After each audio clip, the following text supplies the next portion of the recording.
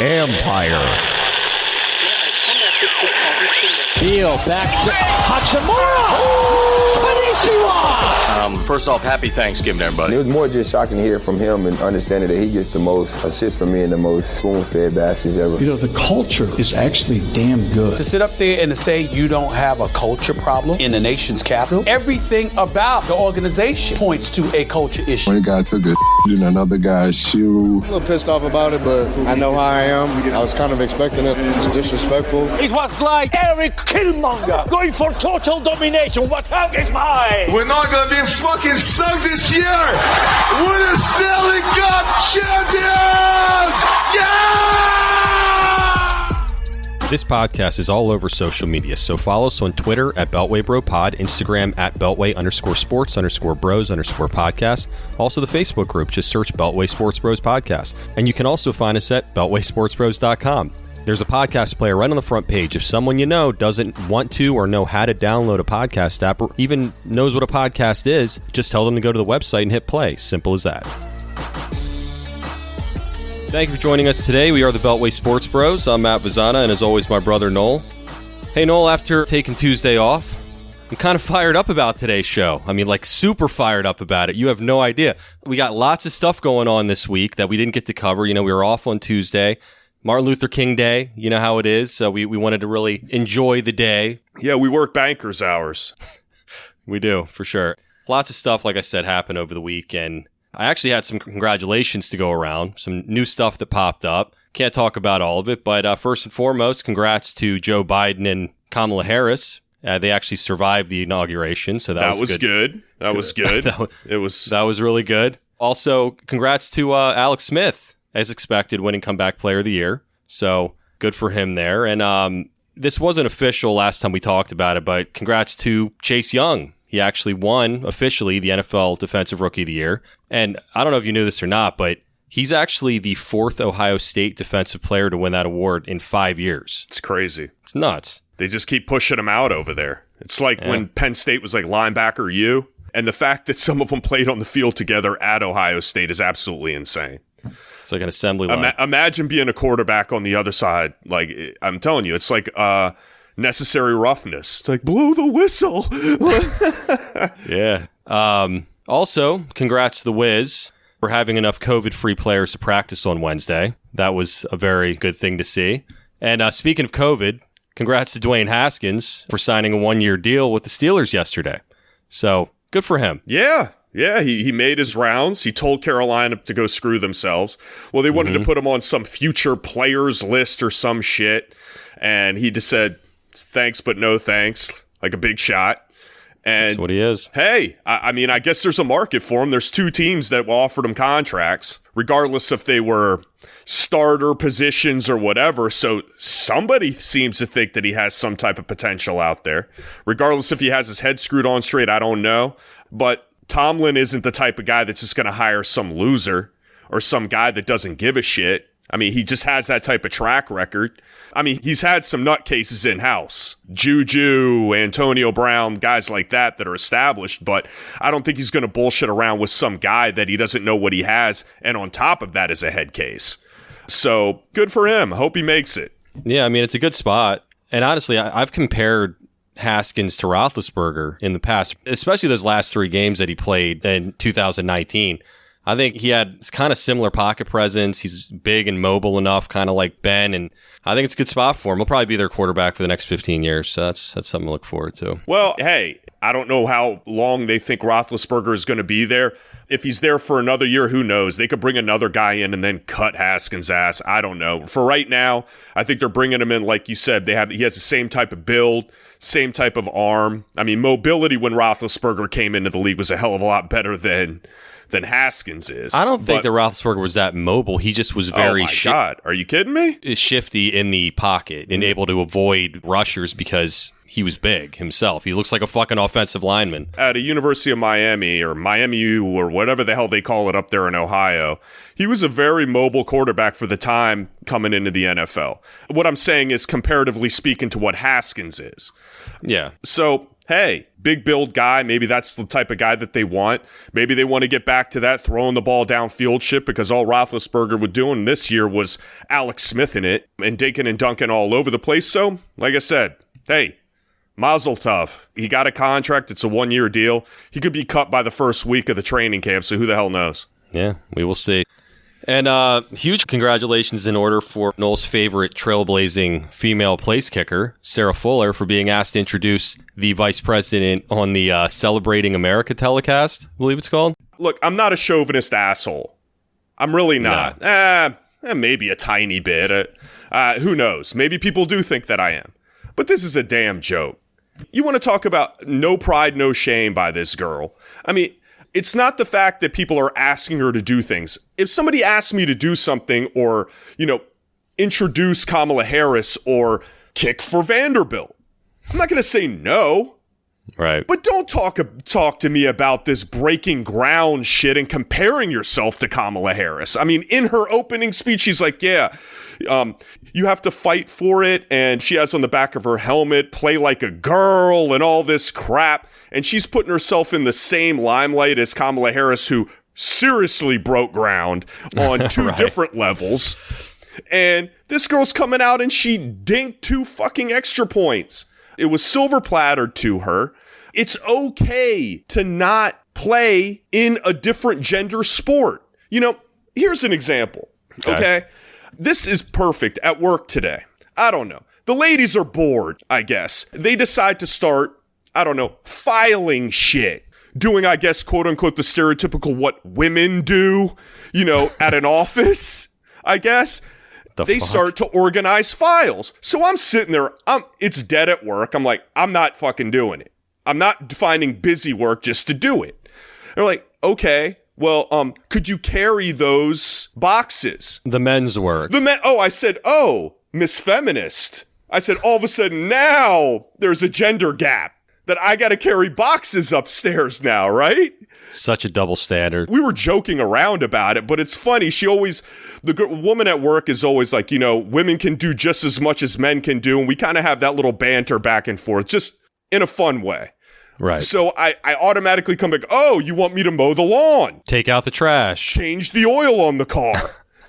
Shit like that. It's hilarious how equal things are until game time comes.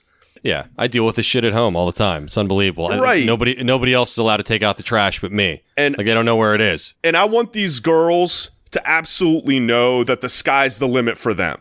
Absolutely 100%. Like I said, I've got a 15-year-old daughter. I want her to think that she can grab the world by the balls if she wants to. But to sit here and be delusional at the fact that you can do certain things that are just not feasible. Is it possible? Yes. But it's just, there are other things that you can push yourself to be great at. Let me ask you something. Yeah. If Natalie was in that exact same situation, and you knew that she was kind of like silver plattered this kicking job at Vanderbilt or whatever school. Yeah.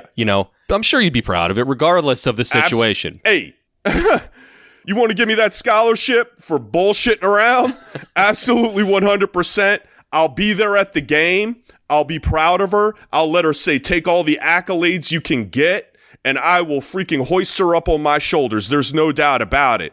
But come on. But would you tell her to calm the shit down with like the big speeches after the games and all the bullshit that this I chick would was tell doing? her to take it easy. If she wants to talk to girls about fight for what you want in life. Don't let anybody tell you can't do anything. Yes. But this girl did not fight for the position. Yeah. If a little girl comes up to her and says, I want to be a kicker too. Darling, you can do whatever you want in life. Well, how did you get it? Well, the entire team was decimated with COVID. I was packing my bags and the coach called me because they needed a kicker that day. Oh. Oh, cool. Okay. Great. I mean, we're belaboring it, but yeah. Yeah. No, good for her that she got her. Yeah, good for her that she got her face on TV. And look, she didn't ask to introduce Kamala Harris to this thing. They asked her, so this is where this country's going, I guess, There's certain sports that are just more equipped for men and more equipped for women. There are certain sports that I say, damn, that woman could kick ass in sport A. And there are certain sports that I say a man could kick ass in sport B. It's not a matter of equal. There isn't. I'm not asking somebody to write a resume, but football is football, okay? Men usually can jump higher. They're stronger. That's why they ask me to pick the box up. I'm not like some beast. They didn't ask Arnold Schwarzenegger to pick up the fucking box. I'm your standard everyday average guy. But it's just certain things can be done by certain genders. It's okay. It's not an issue. Stop force feeding this shit to me. I'm done. Well, good. All right. Well, that's a good take, Noel. And finally, wanted to mention a huge congratulations to me. And I'll tell you why. Why do you ask? I'm not asking, but go ahead. I'm sure you'll tell.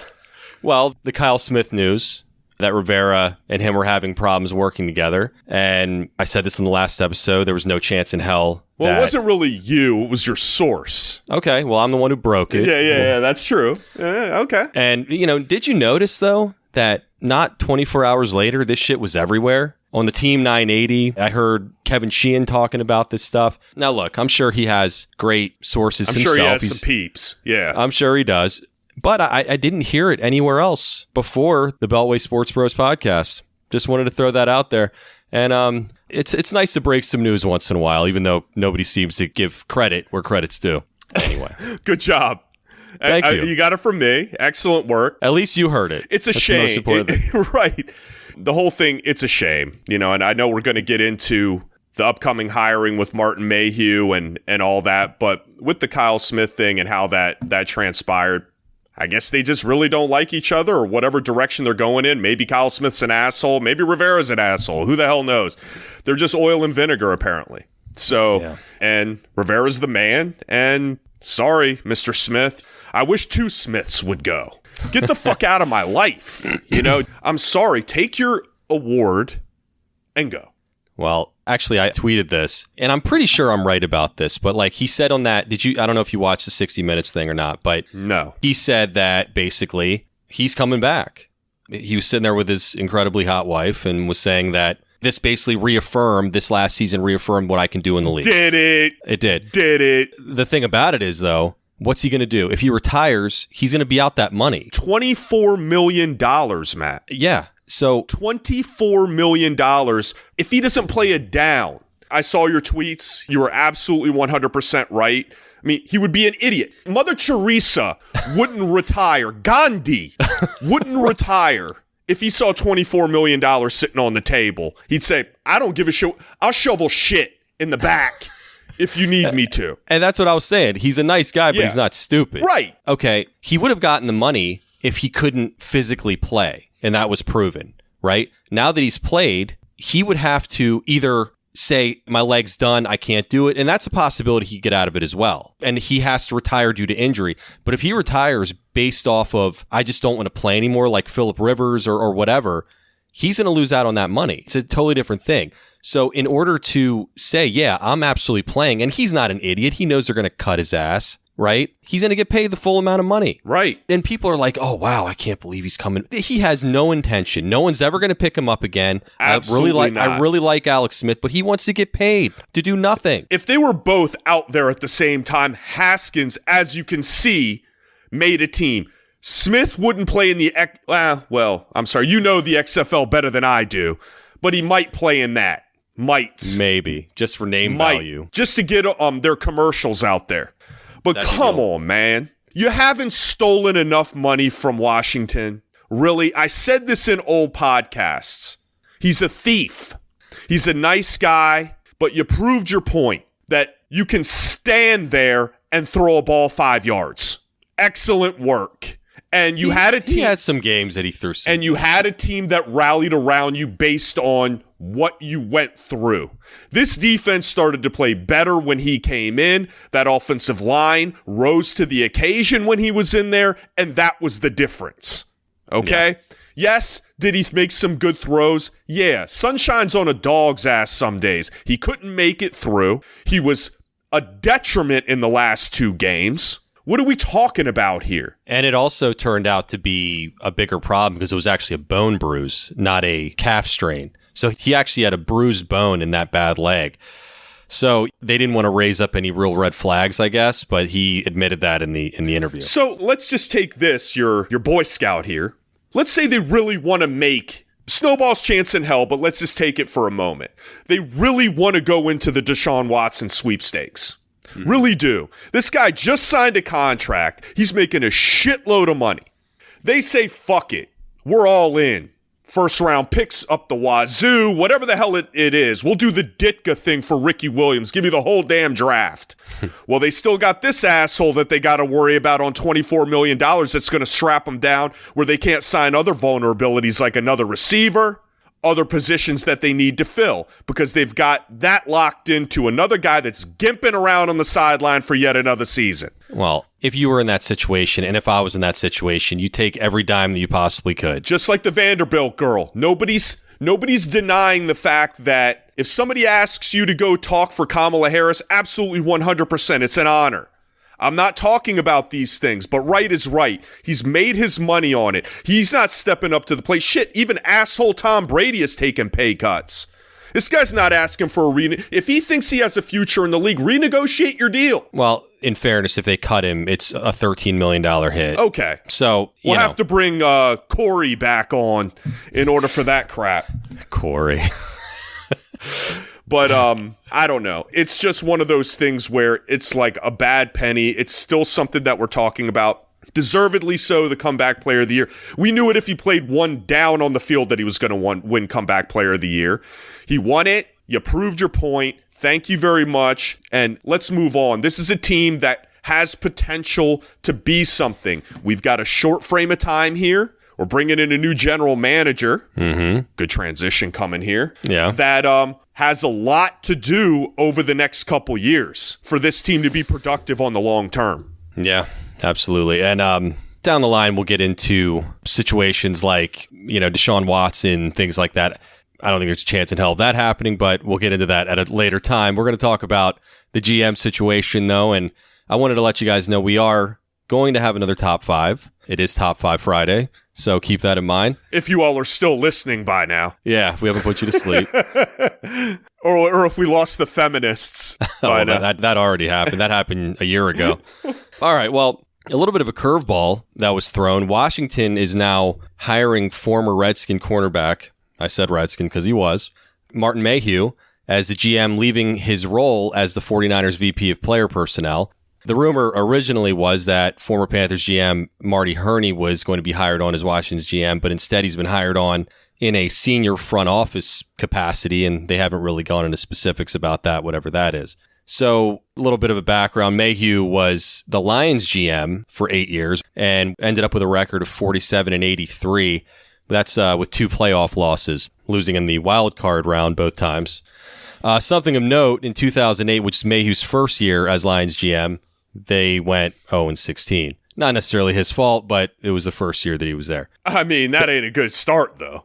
That's definitely for not. Sure. I don't give a damn. It's like a president, that says like it was from the previous tenure. The economy was down, but the economy's down. It's not my fault. It happened with the first 8 years. I'm working it back. It's like, dude, still. There had to have been some movement that you had. But anyway, I digress. Go ahead. 0-16, right out of the gate, really hot.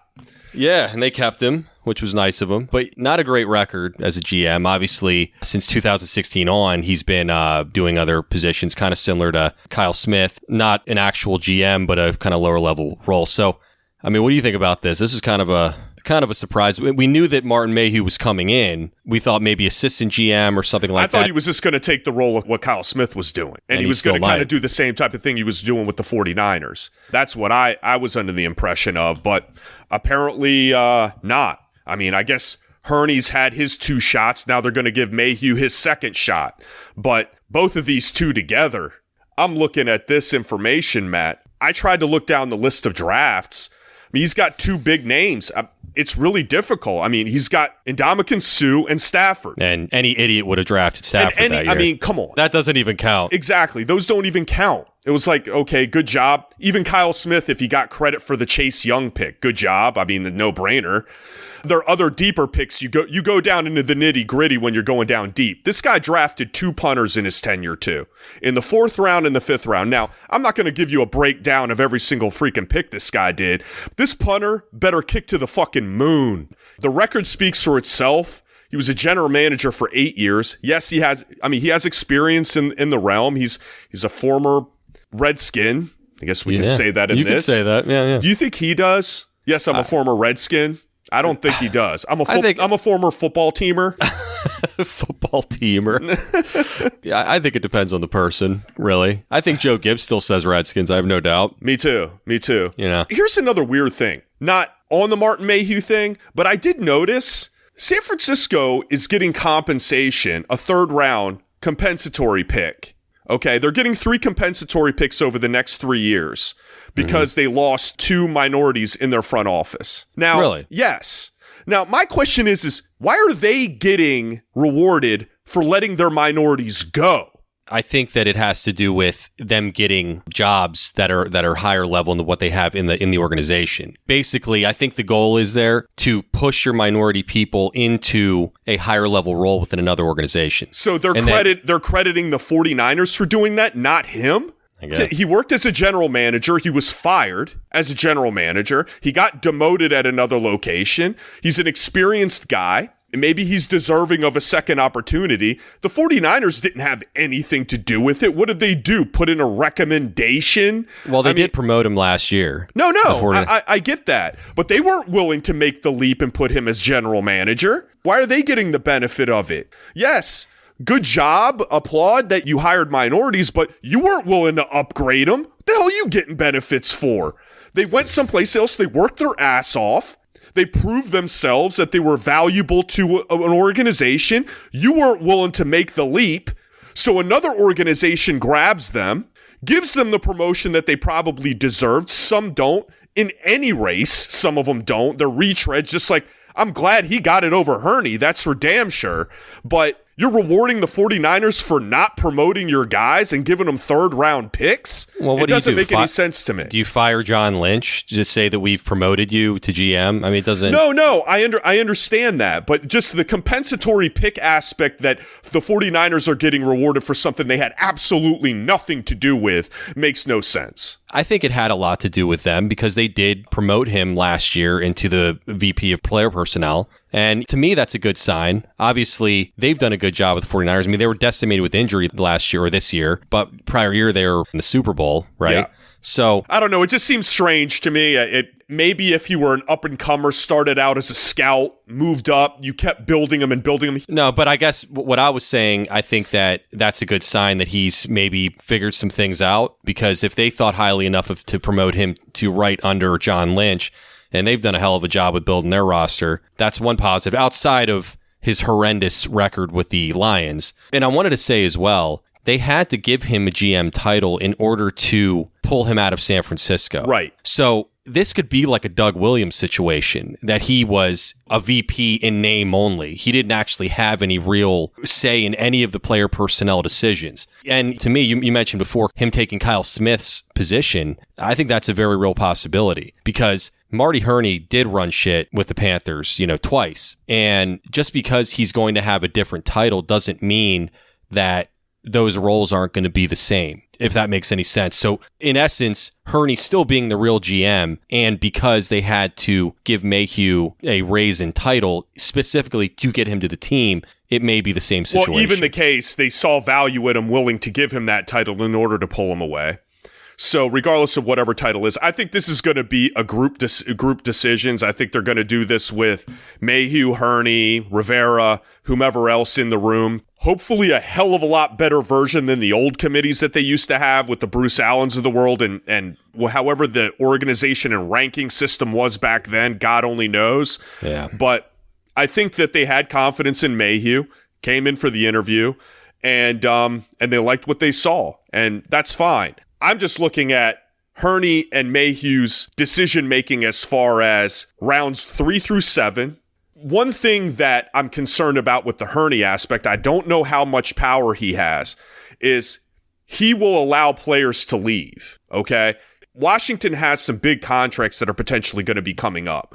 The Sheriff one is the glaring one that's right now. The guy just had to hit the first team All-Pro too, Hurney just let Bradbury go, okay? So he has had track records of sometimes not being loyal to certain players that have earned the right to get a contract and has moved on. So I don't know. We've got a lot of big-time players coming up here shortly. He's new to the game. With Washington, you might say, fuck it. We're gonna start building through the draft, which he can't do. The thing is, though, the way that Washington is set up, they're similar to like New England and other quote-unquote coach-centric teams. At the end of the day, Rivera is the one who makes the final decision on those. And I think that's the reason they're having trouble. Number one, because, Washington still has a stain on it. You still have to think about GMs probably are concerned about Dan Snyder, regardless of Rivera's presence there. Even if he's not involved at all, I'm sure it can hold off some people. You always got to bring in Dan. No, I think the issue, I totally disagree with you. I think the issue is that, like you said, and I was in agreement up until you brought up Mr. Snyder. No. I wasn't saying that. I'm saying notice how I said Mr. Snyder? Very proper with him. No, but for right or wrong, I'm not saying that it's even probably an issue anymore as of right now. I'm not saying down the road it won't be. God, but I'm you saying want it to be an issue so bad. Trust me, I do not. Dude. Every way, I do not want it to be an issue. But I'm saying that I'm sure it gives some general managers some pause. Regardless of all that, the way that they're currently set up, Rivera does make the final decision. And I'm sure that some general managers that are out there want to be true general managers and make exactly. That's what I was getting at, is that, look, in our case and in some other ways, and it's a copycat league, that now it used to be always the general manager was the head coach's boss. Right. Okay? Now, a lot of these teams, it's the head coach, general manager's ranked number 2.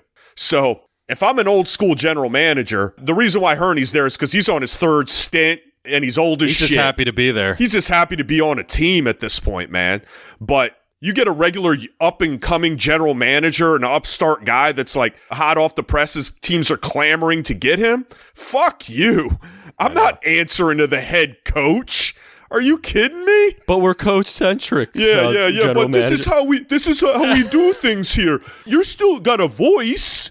But, right. Just sign a contract and be the asshole or lowball a guy and just be the dick in the room, okay? That's what we want you to do. They interviewed the guy from Tennessee. That would have been good. There's some guys out there that I would have loved to have him, man. He's like, yeah, thanks, but no thanks. This isn't going to work for me. Thank you. No. I'm not going to sit there and just be the asshole. When I walk into the locker room, guys say, yeah, that asshole lowballed me $5 million on my signing bonus. Yeah. So this is what you get. Yeah. But he feels comfortable with him. Obviously, he feels comfortable with Marty Hurney. Brought him back a second stint. God, this with nepotism is out of control, man. Yeah, but at the same time, Martin Mayhew, he's never worked with before. No, so I was surprised. I'm happy that they have some outsiders. You're absolutely right. But I will say Marty Hurney, maybe his drafts as a whole are not phenomenal, but I'll tell you what, he is a beast when drafting first rounders. I mean, he hits on literally everyone. Yeah. It's not figuratively, literally every single one. Doesn't matter where they're at in the rankings. We're not talking about just Cam Newton here. No. You know, he's had some monsters, some like all-time great Panther players.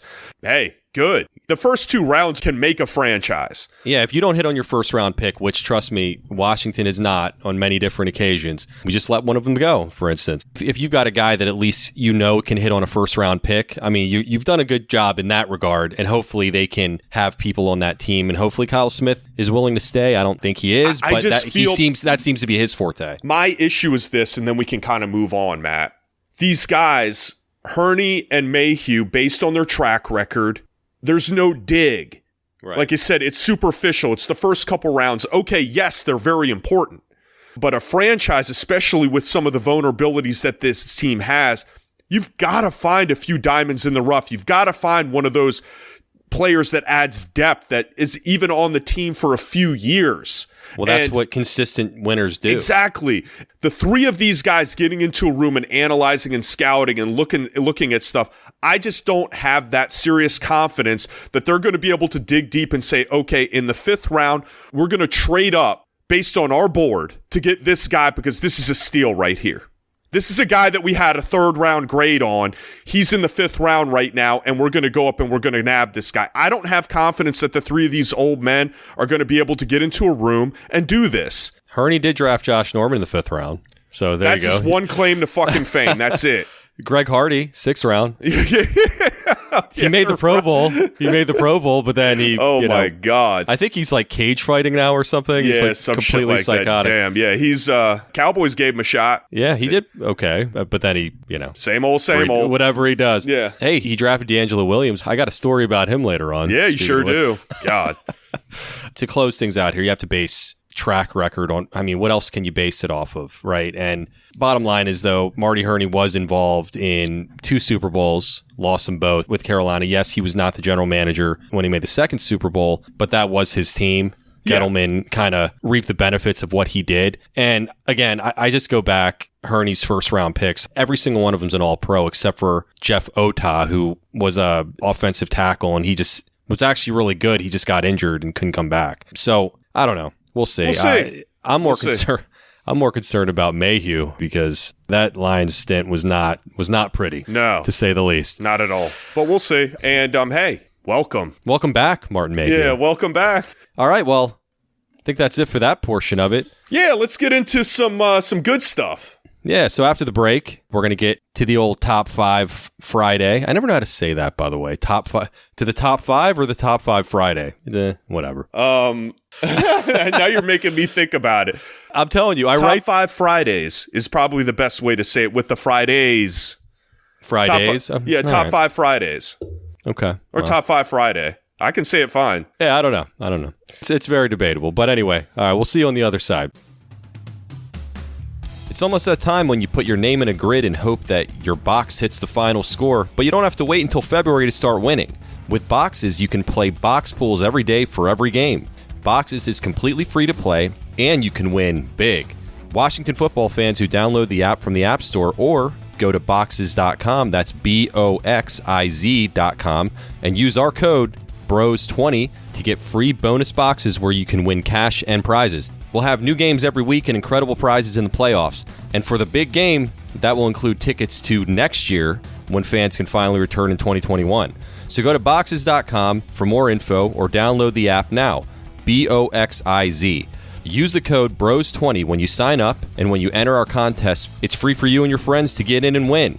Boxes. It's anyone's game. Welcome to McDonald's. What can I get you today? Hi, she'll have the quarter pounder with cheese, extra mustard. No pickles. And I'll have a 10-piece chicken McNuggets. And 2 sides of ranch, please. The we've done this before meal. Get it at McDonald's when you get 2 of your faves for just $5. Limited time only. Prices and participation may vary. Single item at regular price. 5,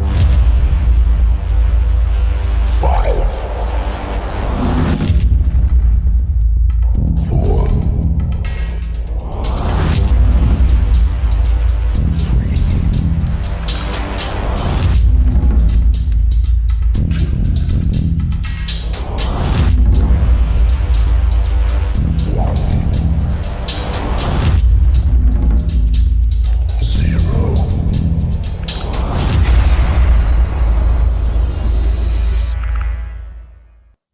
All right, welcome back. So let's move on to the critically acclaimed Top 5 Friday. Who critically acclaims it, by the way? Our fans. Our fans? Yeah, they love it. Yeah, no, you're welcome. You're welcome. Yeah, thank you, Noel. Great work.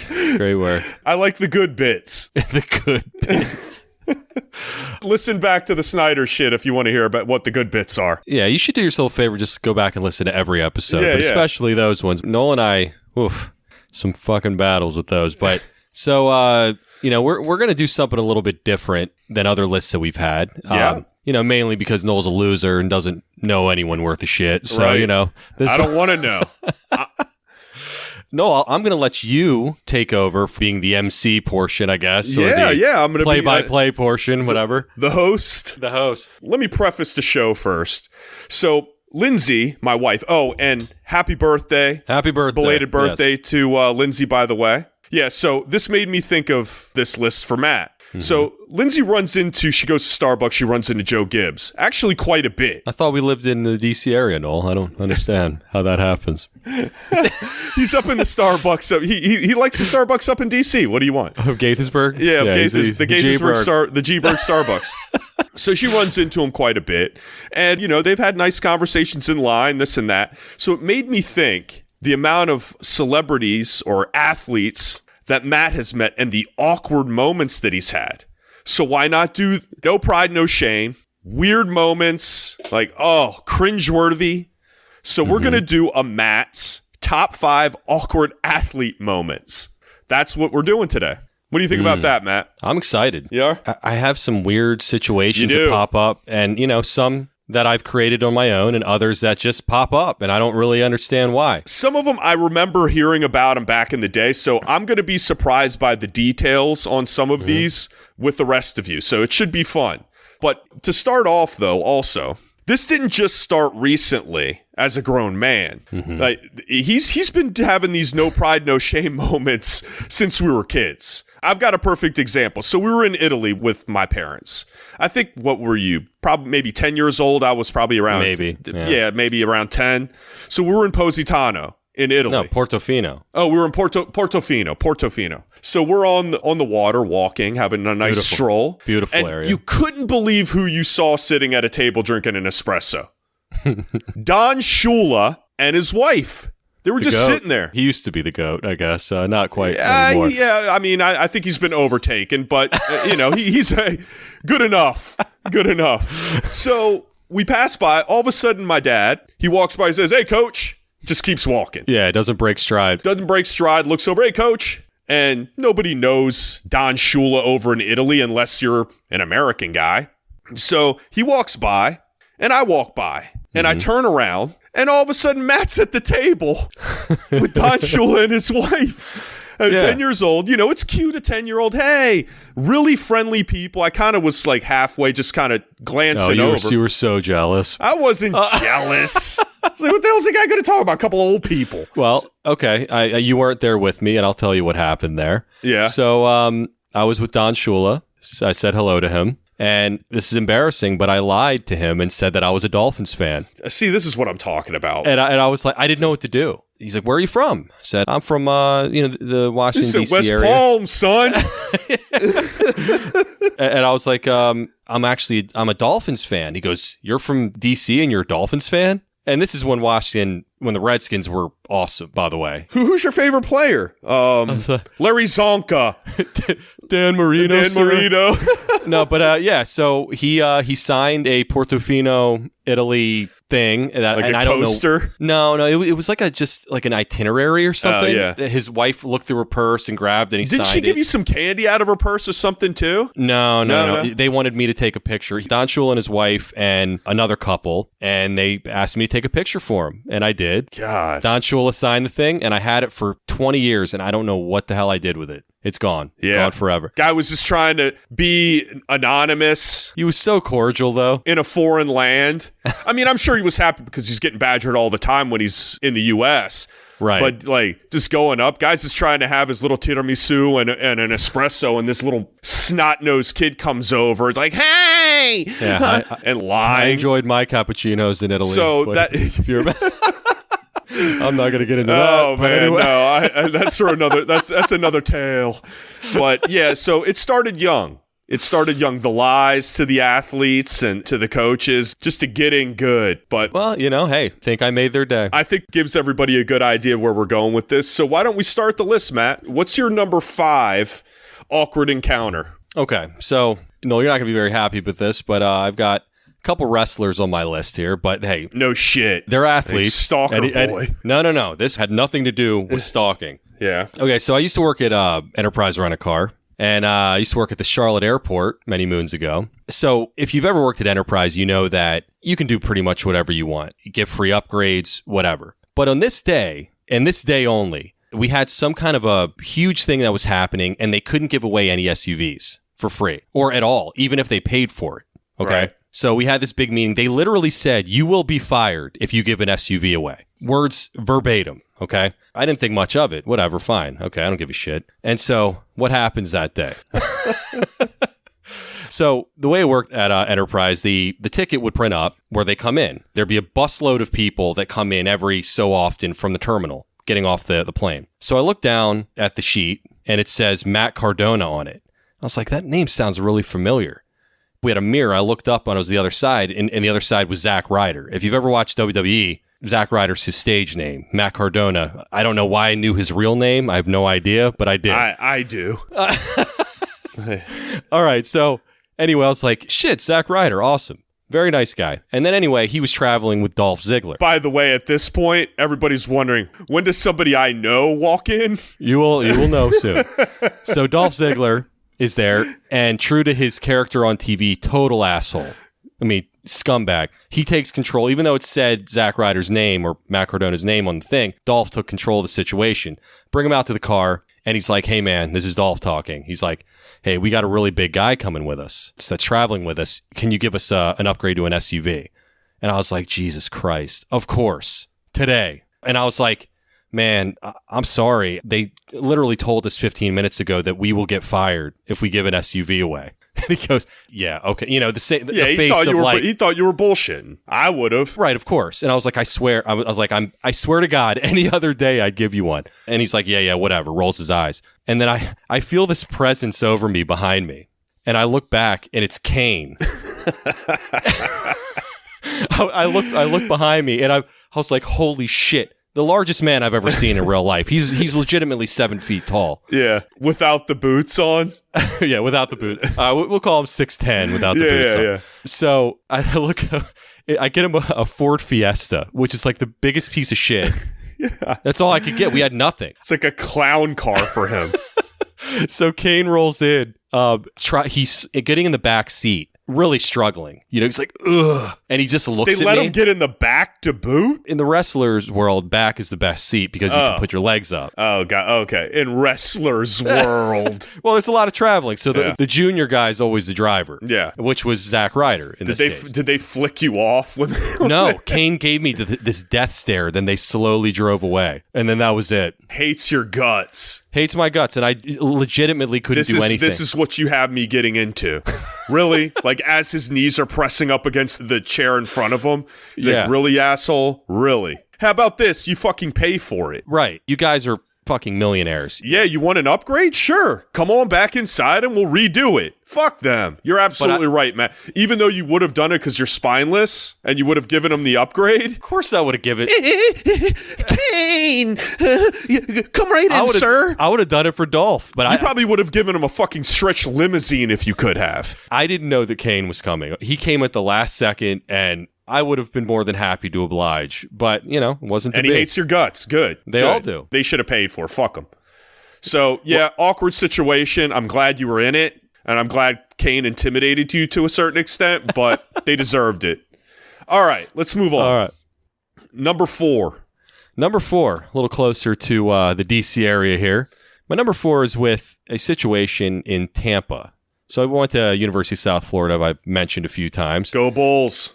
Go Bulls. The Redskins at the time were playing the Bucks, obviously. So I used to be on this message board, extremeskins.com. This is like it wasn't really a lot of social media, but you can get a lot of information from this Extreme Skins. It was a Redskins site.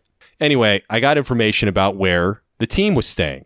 To what end? Well, why not? I had nothing better to do. Stand outside. No. See, you're here and you're in Tampa and I'm a Washington fan. See? Well, they had an area for the Washington fans. Okay. So obviously there were more people doing it. Anyway, so I had a Chris Cooley jersey. And I was with my future wife, Kristen. We were dating at the time, and she was with me. We were literally there for like 6 hours, probably more than that. Sounds fun. Yeah. Well, I had nothing better to do. And she was there with me, and we were with like-minded people, other fans. But the thing was, they didn't allow anybody in the hotel for obvious reasons. They had a security guard in front. So Kristen, somehow, the only one, finagled her way in. Said she really had to go to the bathroom, and she became friends or whatever with the security guard, and he was like, all right. So Kristen smuggles in the Cooley jersey, and we saw Cooley and the team was having dinner. You could actually see them. So Cooley and Kristen were locking eyes a little bit. So I was like, all right, use that. Take the Cooley jersey and go in. Pimping her out to get an autograph? My God, dude. So she goes in and finds him, and he signs Chris Cooley, number 47, and then he was like, "What's your name?" And he starts writing. My name's Matthew. No, he starts writing Kristen. He's like, no, and she stops him from doing it. She's like, no, that's fine. Well, you're lucky that she came back out after she was in there with Cooley. Do what you got to do, sweetheart. Yeah, do what you got to do. Yeah. He might have been doing what he had to do at that point. You both were still just dating. Hell with it. All of a sudden he says, hey, you know what? Why don't you take a sit? All of a sudden she just sits down. That'd be freaking awesome. That would have been awesome. And you want to talk about a schlemiel. His first wife, they were married the exact same day as Kristen and I. Oh, cool. Yeah, so there you go. Could have been Kristen. Could have been. Support for this podcast comes from Progressive. What would you do with an extra $800? Buy a plane ticket? Pay down your student loan? Treat yourself to those shoes you've been eyeing. With Progressive, you could find out. Drivers who switch and save an average of $796 on car insurance. Get your quote online at Progressive.com and see how much you could be saving. National average annual car insurance savings by new customers surveyed who saved with Progressive in 2019. All right, let's move on. All right. So what do we got for number 3, Matt? Well, Kristen was heavily involved in this one as well. Pimped her out again? No, this was a very different situation. Yeah. So this has to do with Ric Flair. At least I know who he is. Yes. Okay. Yeah. The woo guy. Oh, I'm just kidding. I know. So we just moved to the area. This is right after Ric Flair retired. We went to that match, Noel, if you remember, WrestleMania. Yes, I was there. And that kid was crying behind us. I mean, you think Matt's pathetic? This guy behind us, first off, he was one step either away from being a serial killer or a pedophile. One of the two, what he looked like. And this guy was weeping like the Pope had died. Ric Flair's retirement thing. I mean, weeping. Yeah, he was. Was he the same one that was singing every single song? Singing every song. I mean, this guy was... Picture a fat guy with glasses that lives in his mom's basement. That's all I have to say about it. Whew. Anyway, go ahead. That was WrestleMania at Raymond James Stadium. That was it was at the Citrus Bowl. Citrus Bowl. Yeah, no, it was a good time. Besides that weirdo that was behind us. What a shithole that area is around. Jesus Christ. Anyway, I digress. So Ric Flair retired that match, and he was in Charlotte, and he was saying his goodbyes to the Charlotte crowd because that's where he's from, or that's where he made his name. Whatever. It was a SmackDown, so we had nothing to do. So Kristen, my friend Craig, and myself waited outside to see where the wrestlers were going, for their hotel. Anyway, I'm sitting in the car and it's running. So I see Edge. People know who Edge is. He comes out with one other guy. I forgot who it was. I was like, all right, let's go. So I tail him. This guy starts driving like Grand Theft Auto and was trying to lose us. Yeah, no shit. What?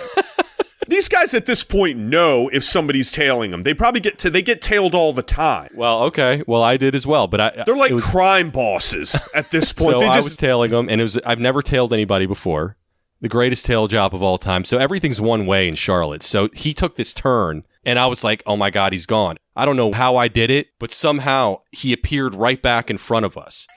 It was awesome. And so anyway, he gave up at that point and just started driving and then ended up getting to the hotel where all the guys were. Anyway, make a long story short, we park and go inside at the hotel bar, which, wrestlers tend to frequent after a show. And Ric Flair was there, among other guys. So Ric Flair, I swear to God, right when we walk in, goes right up to Kristen immediately. Dirty old man. As dirty as they come. It was crazy. It was. And so he starts... Hold on. Are you sitting there with her? Absolutely. Sitting right there. It's like I don't even exist. Awesome. Okay? What a beast. Yeah. He's a nature boy. So he's like, hey, gets her a couple shots, this and that. He's like, hey, I want to introduce you to some of my friends. Like Jim Ross is there and Bruce Pritchard. Guys that have been there forever. His friends. So he's taking her all around and introducing. And you're sitting at the table with Craig? No, this is the worst part.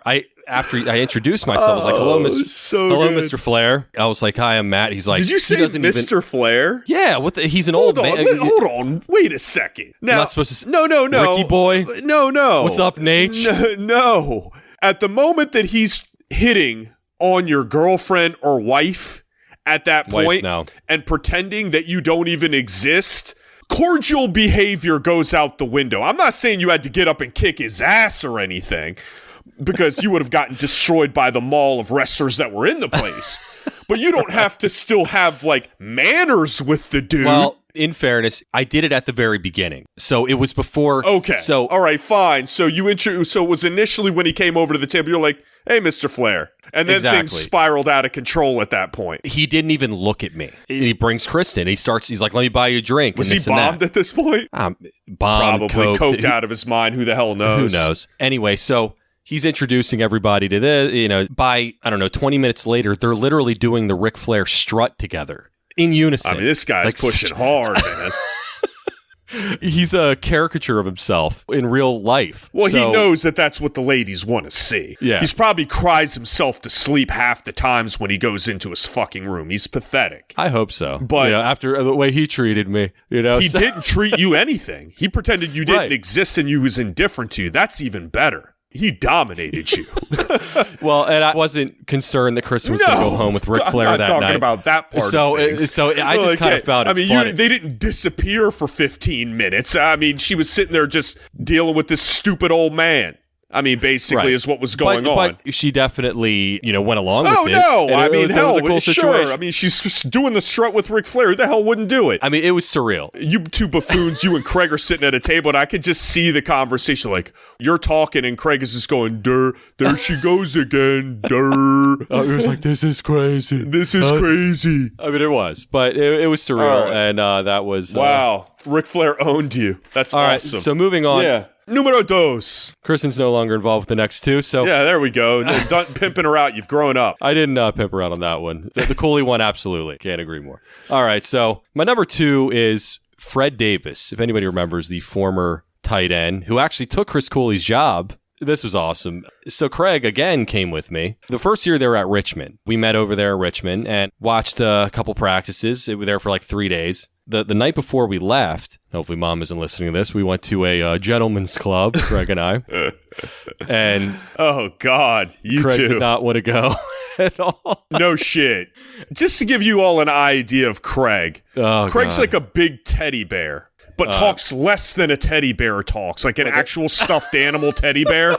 Yeah, it's like talking to when you were a child, talking to your stuffed animal, and you just have to imagine what it would say back to you in its mind. Craig talks to me. He doesn't like you. That's why he doesn't talk to you. Hey, then tell me to fuck off then. Something. That'll never happen. Yeah. But anyway, so keep in mind, Fred Davis was in some legal trouble prior to that. He got suspended for weed and all that. He always had something going on. Yeah. But this was the year we were like, all right, he's really going to break out. And so we're at the strip club and I see Fred Davis walk by, and he walks by and makes it rain, but he doesn't stop. He has a wad of cash. It goes, and it just explodes money all over this. Like a deck of cards? But he didn't stop. He just did it while he was on his way out. So it was basically like raining while he was walking. It was a beast. Like a trail of roses, except it was cash. Yeah. Were the girls jumping down from the pole and like scrambling around on the ground to grab every dollar? Possibly. That would have been all. I was on my way out as well. So we walked, and I ended up talking to him. I was feeling pretty good, and so was he. So we got to talking. I don't even remember what the hell we talked, but I do know that I said, hey, I've started feeling kind of comfortable with Fred when we were on a first name basis. And I said, hey. Oh, did you start out with Mr. Davis? I did not. No, you didn't. Okay, no, good. I think I was older than him at that point. So he doesn't deserve the Mr. Davis. But so I said, I was like, Fred, don't go driving home. It looks like you've had a few. He's like, I ain't driving home. And then what comes out is two strippers come out and get on his arms. Right after I say this. And then so he has this like pimped out Beamer, and one of the strippers gets into the front seat and drives, and the other one gets in the back seat. With him? No, I think he was in the front seat. She got in the back. What a beast. You go, I ain't driving. And he was right. He wasn't. He was being very responsible that night. Good for him. Good for him. And he went home with that's awesome. two strippers. Yeah. And he's no longer in the league. 2 years later, I think he was out. I think he was toast after that, man. Yeah. Hey, Very Hey, nice man. guy, though. I'll tell you. He has some stories, though. I can tell you that much. So there you go. All right. Go to the team hotel with two strippers. God. He would have been fine with COVID in the NBA. two people? Absolutely. Not with your teammates in a hotel room, but two strippers, you good. Just fine. All right. Let's move on to your number one awkward moment with an athlete, Matt. Jeez. And this one I do know. And this one is awkward. This one is awful. So I mentioned DeAngelo Williams earlier. Drafted by Marty Hurney, ironically enough. So DeAngelo Williams. So I used to manage a bowling alley. I've had some interesting jobs in my life. This kind of takes the cake on this, but I was actually at this point an assistant manager at the bowling alley. And I had a little stroke at the old AMF. So I see DeAngelo Williams come in. At this point, he was a total beast, Pro Bowls and everything. And so circling back to some wrestling, he wears an Edge shirt. That's your in. Well, and I just said, hey, great shirt. He's the Rated R Superstar shirt, B shirt. So he wore it, and we started talking wrestling. You know, he's a fan. And he goes, yeah, I'm going to go to WrestleMania a couple months and this and that. I said, awesome. All right. So DeAngelo Williams came in, I don't know, maybe at once every 2 weeks or so. And I always set him up, always gave him 2 lanes away from everybody else. He never asked. I just did it. Always appreciated it. Trying to make sure nobody bothered him while the man bowled. He's an avid bowler as well. So, you know, we were friendly for a long time, a solid 3 months, maybe something like that. And he was always cordial. We always talk wrestling, stuff like that. So this one day, DeAngelo Williams was there. And this guy, he was a shift leader. Forgot his name, but he was a huge Panthers fan. Massive. And it was his birthday. So he goes and grabs an old bowling pin and was like, hey, I don't want to bother DeAngelo when he's bowling. When he's done, can you ask him to sign this pin? And I was like, man, I've never asked him for anything. I'm not going to do that. Absolutely not. And I like this guy. We would hang out and stuff. And I was like, he treated you like a human, like you were just one of the boys. Yeah. Well, but I also liked the guy that asked me for the birthday party thing. I did like him. He was a nice guy. Yeah. I was like, okay. There's no way that he's going to have a problem with this, right? If I just ask him, it's just signing a goddamn bowling pin. It can't be that hard. So after he's done bowling, he comes up and, I was like, hey, DeAngelo, do you mind signing this pin? It's my buddy's birthday. He's a huge Panthers fan, blah, blah, blah. He had this smile on his face as he always seemed to like talking to me. And then all of a sudden his face just goes blank. And he was like, yeah, fine. He's like, just give me the pin. And he signs it, and relationship was never the same. He came in a couple times after that, didn't even look up at me. Wow.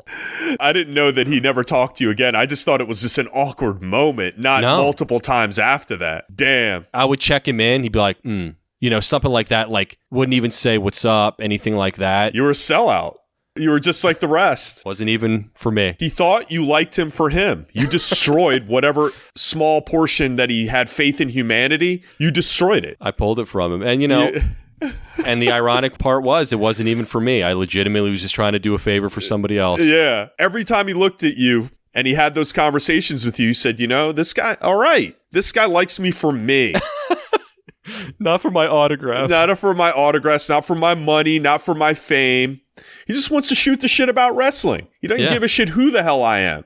Right. And that moment you took from him. I didn't even talk football with him because I wasn't even a fan. I was a Washington fan. I didn't give a shit about him. Yeah, exactly. And he's fine with that. Yeah. He's fine with that until you broke his trust. I did. And good job, Matt. Well done. In all honesty, he's a dickhead for being offended by that. I don't know. It took him 5 seconds to write on a fucking bowling pin. So in reality, he was the scumbag in all this. I'm just giving you a hard time. But we talked about this being awkward situations. It was awkward for months afterwards. Did you still give him the good lanes? Yeah, I still hooked him up. Fuck that shit. You should have fucking put him in right next to a bunch of screaming kids.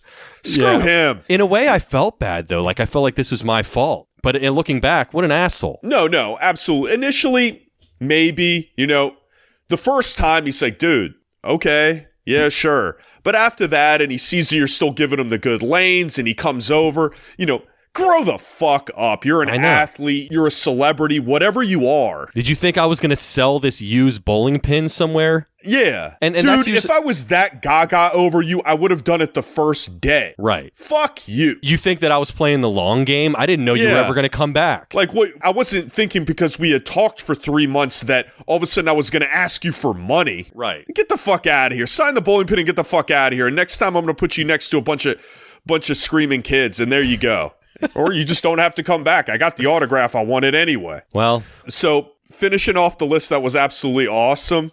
I don't know how you can, well, I know how you encounter these people because you have a tendency to chase them down to the point that you're pimping people out, you're stalking, you're checking websites for these people. I never run into anybody. Never have, don't give a shit. If I see them, cool. But you, ladies and gentlemen, this actually is a top 5.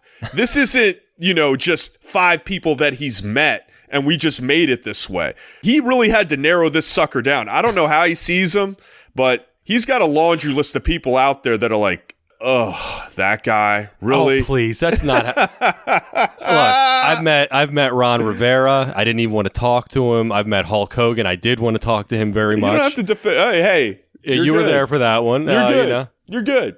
No, it was a good list, and, hey, it was fun. I had to take some off. It's nice to change things up after the normal For me, routine. It's just not, I thought it was fun to do just because, that's just not me. I just find it cringe. I don't want to give, I guess it's too much of the Straguzzi in me. I just don't want to give people the satisfaction. If I see somebody has a nice car, I don't even look at it. I don't either. Trust me. I don't want to give people any satisfaction at all. It doesn't make me, I think I'm better than anyone.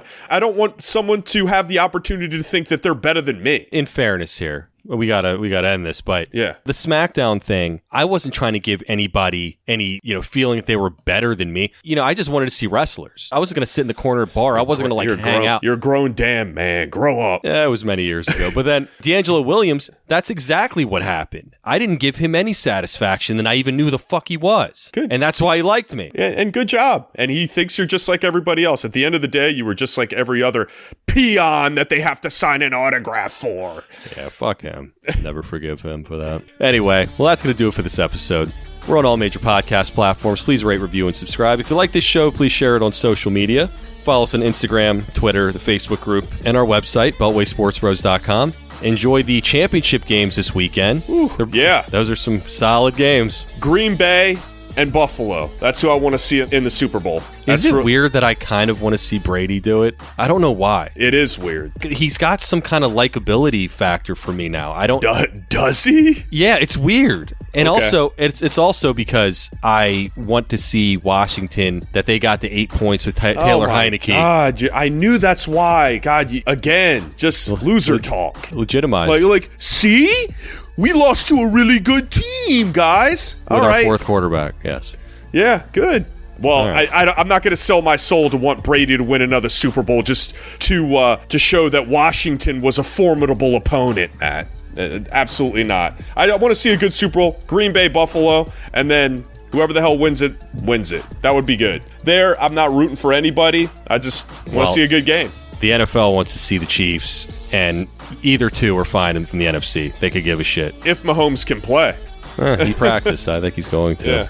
Yeah, concussion protocol out the window on this one. Anyway. Absolutely. All right, well, thanks, guys. We'll see you Tuesday.